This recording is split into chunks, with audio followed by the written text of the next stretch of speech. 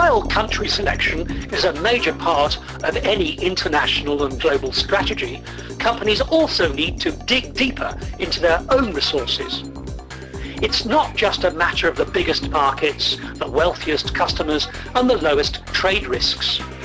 The company itself matters in international and global strategy. Its product range, its human resources, its brands, its finances, its fundamental strengths. But where do you start? How do you sort out the important factors? How does a company develop its international and global strategy? According to the United Nations Commission on Trade and Development, there were roughly 77,000 parent multinationals in 2005 with 770,000 affiliates worldwide.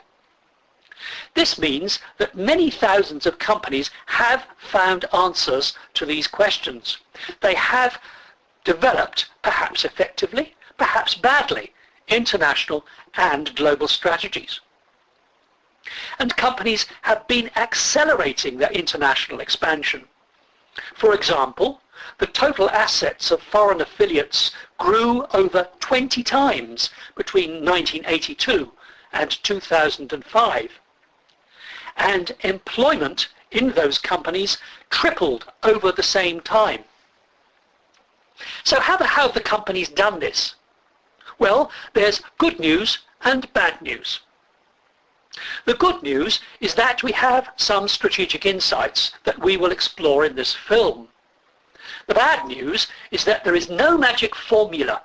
It's all down to the individual company. There are no simple secrets in global strategy. But that doesn't mean that there are no strategic principles. And they start with two basic questions that every company moving internationally needs to answer. First, why do we want an international or global strategy?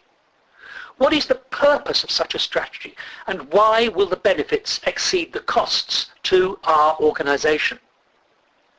Second, how are we going to develop our international or global strategy? What are the resources and capabilities of our company that will be effective beyond our home country? These two questions are connected together. It's difficult to answer the first question, why, without some idea of the answer to the second question, how.